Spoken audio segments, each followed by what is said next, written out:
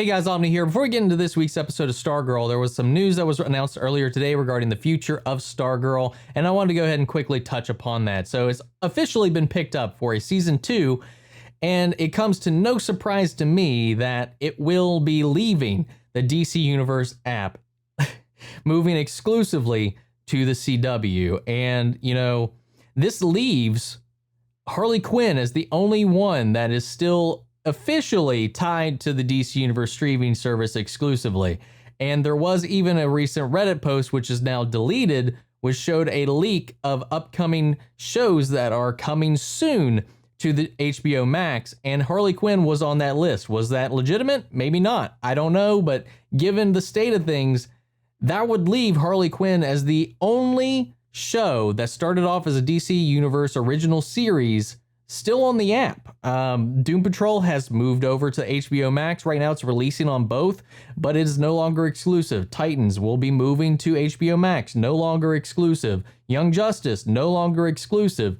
Now Stargirl, no longer exclusive. And then you have Swamp Thing, which sadly got canceled altogether, but will be airing on the CW. So honestly, with the state of things, I feel like we are definitely coming to the end of life cycle for the DC Universe app, unless they keep it exclusively for digital comic content. Maybe some animated stuff here and there, but it seems to be they are phasing it out because their initial plans for HBO Max was to make it the exclusive DC hub for all film, TV, animation, all of that. And they do already have quite a bit on there.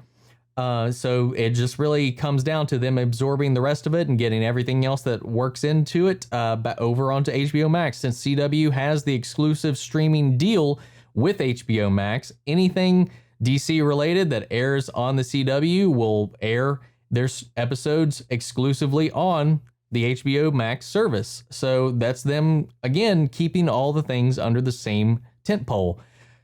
And it just makes me wonder how much longer that the DC Universe app is going to be up and going. I mean, they just did this sign-up deal where if you didn't have HBO Max, but you had DC Universe, you could upgrade to include HBO Max just for $5.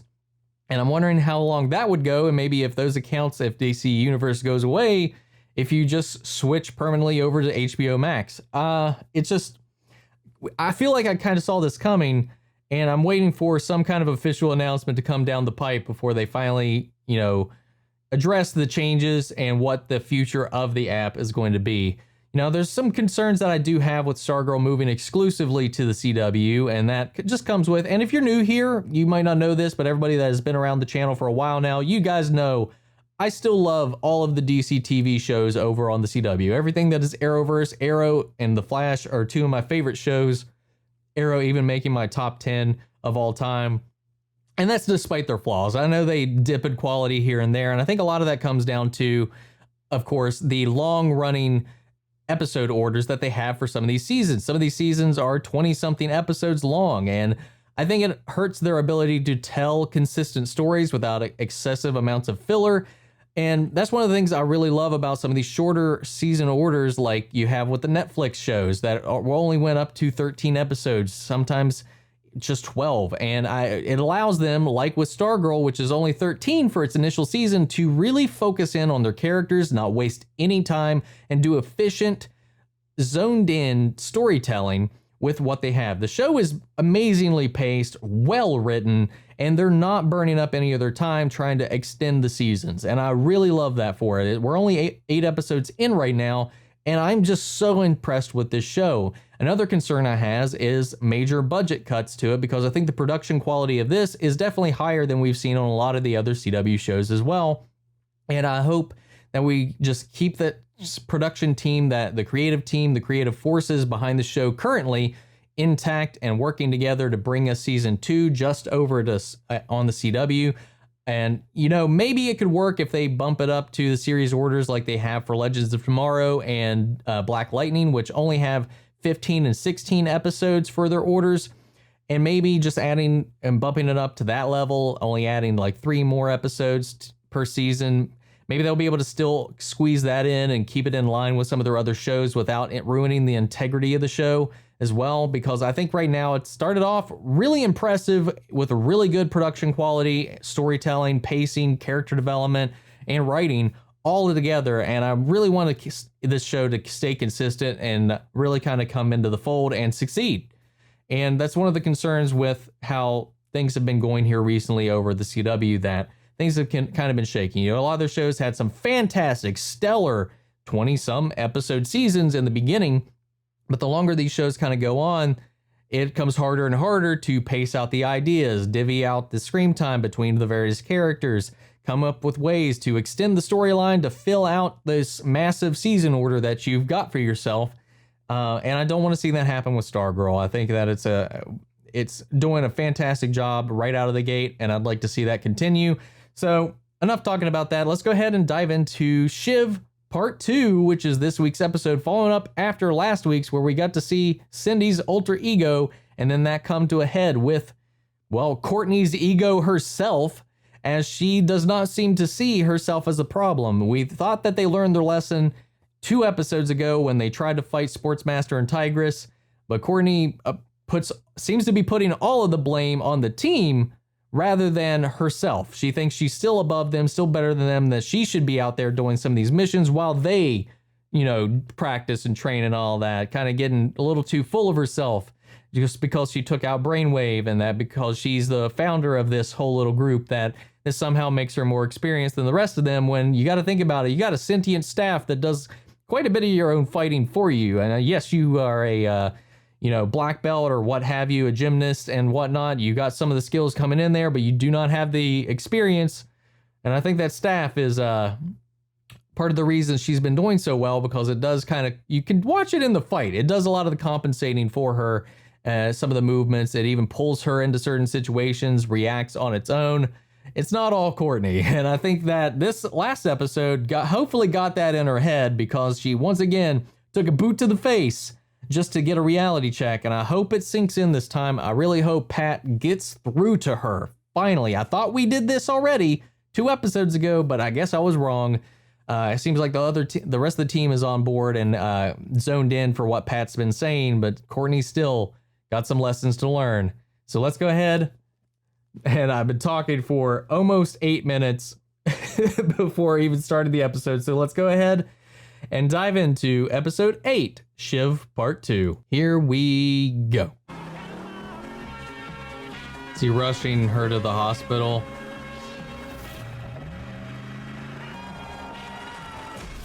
Oh! Pat, what the fuck? Oh, wait a minute. Maybe he did that as a cover for her injuries. That could be a smart play. That is some solid thinking. Good job, Pat. I did it, Dad. What's that, Cynthia? I found Stargirl. I know. And you didn't alert me. Is she dead? Yeah, probably. Let me answer. She's alive. Some drones retrieved the body. It was gone. You put on your graduation uniform without my approval. You took my staff and you went out, risking exposure. I proved myself. The fact that Stargirl is still alive says the opposite. I'm done listening. They might never give you a seat at the table now. I didn't do anything wrong. She was in the tunnels, Cynthia. And you left her alive. Oh my Until gosh. I call for you. This is Do you understand? gonna eat her up. Do not make me remove my hood.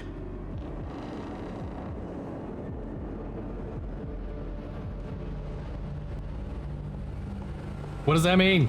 What would he do? Breathe fire on her? What the hell are we doing just standing here? Cindy Berman sent Courtney to the emergency room tonight. She tried to kill her. We break Cindy Berman's door down and we take the bitch out. God. Cindy has powers So do we. that her dad or her mom could be part of the Injustice Society. Great, let's hope so. We can't go rushing into this, man. Hey, there's a smarter approach to this. An eye for an eye is how it works. Listen, Rick, Oh, I'm mad too. But you just need to stand sit your down ground. and cool off. We should be trying to figure out who Cindy's parents are before we act. Listen to her. Okay, so what do you want to do? I've got a plan. Ooh. A good one. Okay, so we need to talk. Or I do, I guess. I know you want justice for Sylvester, and I do too. But Courtney could have died tonight. If it gets to be too much, take her away from the danger instead of towards it. Please. If you understand me, just do something. Talking to a stick, Pat. That's great. You're losing it, Pat.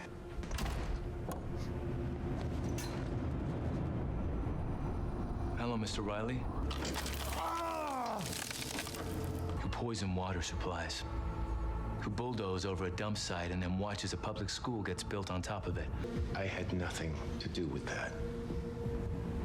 Oh, but you did. But you didn't blow the whistle. And you could have saved so many lives. Can you whistle, Mr. Riley? Oh God, I love him.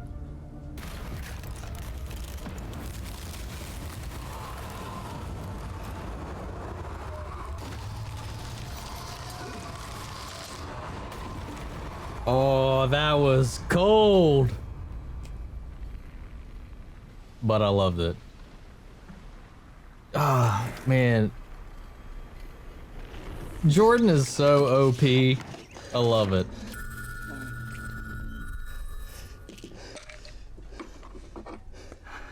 Uh-oh. Gosh, man, this is wrecking him right now.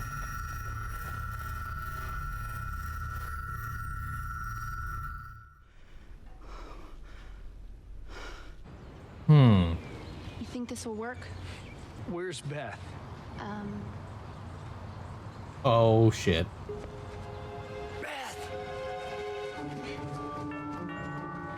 Can I help you? I'm a classmate of Cindy's. She invited me over to teach me some cheerleading moves.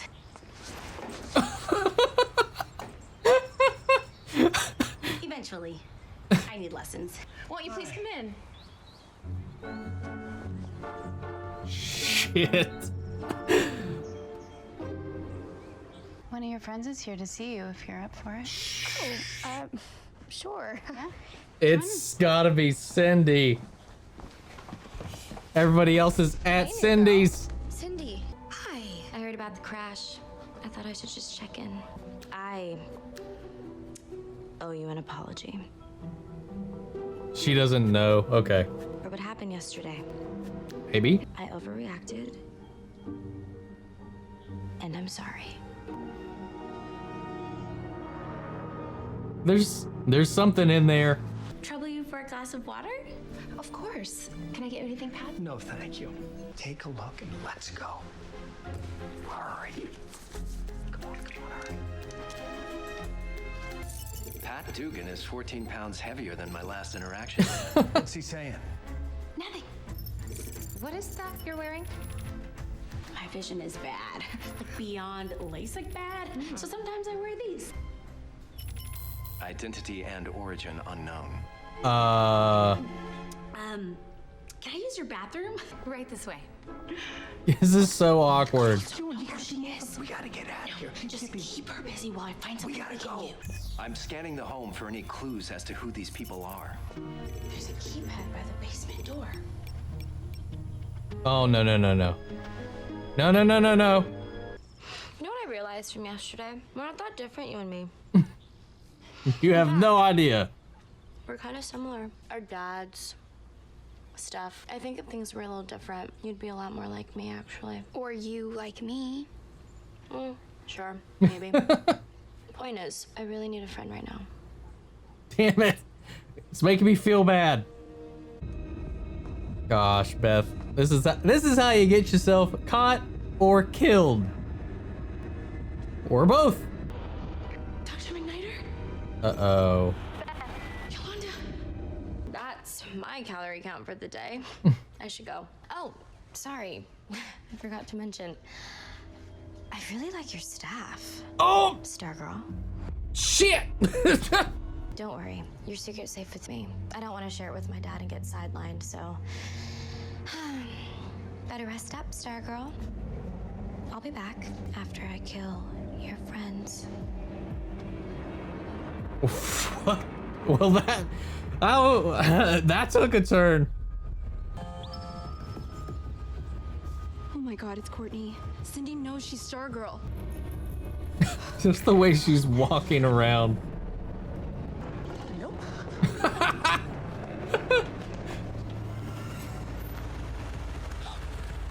Oh, shit. Chuck, who's he? His name is Dr. Shiro Ito. Born 1901. Creator of conventional and biological weapons. Mom! When's dinner? Don't take it! Come on. Oh, I'm not good with heights. Now. We're falling. Yoink! Come on. We have to help the JSA. Oh, it's listening. Hey! I was like, oh, well, if they're in trouble, I guess we need to go. He's getting good. Ah, he's gonna find it. What the hell? Dear Dr. King, I appreciate you agreeing to my proposal. My daughter Cindy will watch your son. Oh, Cindy's shit. very good at watching things. Oh, shit.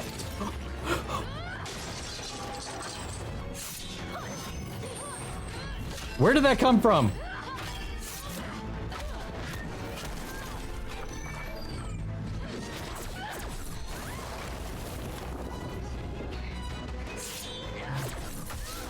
Holy shit. Uh-oh. Cindy. I'm gonna kill that star-spangled bitch. Come on, let's go.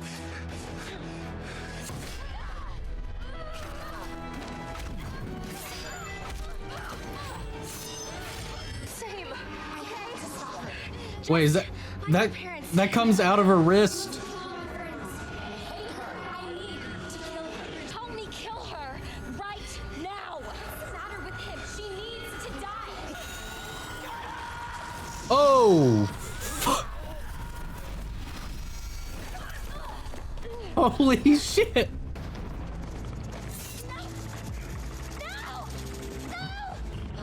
Teenage Mutant Ninja Turtles. Courtney? She knows about the JSA. Shit. No, he's reading my thoughts. What is she doing to me? What do I do? My head's exploding. Henry, wait! I have to get away. Fuck. My daughter was wrong. He does have his father's powers. Holy shit, man. Oh my god. Oh, that episode. That was some escalation. That was fantastic. They almost had me. Like, I was like, all right. I guess Cindy didn't put two and two together. And then they got me roped in, feeling bad for her yet again. And then right before she walked out, oh, by the way, I know you're Stargirl. I'm gonna kill your friends. My God. And then it just went from there. Like the stuff with Pat, you know, the realization of all that, them trying to tell Barbara what's going on or wanting to, especially Pat. And then everything escalating from there. And I thought Beth's plan was fairly solid. There's just not a lot of information in there. And maybe some of these people were right. Maybe because Chuck couldn't identify the stepmom, maybe he is growing these stepmoms. Maybe that also means maybe he grew and made Cindy rather than just augmented her. Because as we've learned in this, those blades come from her wrists. I didn't notice that. I thought she maybe had like some Assassin's Creed like gauntlet before because she had long sleeves and then you had her suit. It wasn't too clear on where they were coming from. I thought maybe she was just equipped at all times, but no, that was coming out of her skin. She's got her regeneration. she's like a reverse Wolverine. And I think somebody actually made that comparison in the comments, the last episode. All boiling to a head when they clashed, and Courtney just not letting up. The way they've been progressing Henry's evolution too has been really well done and really slow and methodical, and I like that. I think he has acclimated a little quickly, especially with the key, and then finding out his father's like little hidden cubby hole with his mother. I really want to know what's on the VHS tapes, because it's just like day one through 100 and something. It just kept on going. What is it? What are they tapes of? And then him just coming in at this right moment as Cindy flies out of her window after this confrontation with Courtney, and then him hearing both of their thoughts, like both about him, about how much Cindy needs to kill her, how much Courtney just wants to live and stop the ISA, and all this stuff back and forth. He was like, oh, he's got the powers of brainwave, and it's just confusing him. He doesn't know what all this information is, how to process it.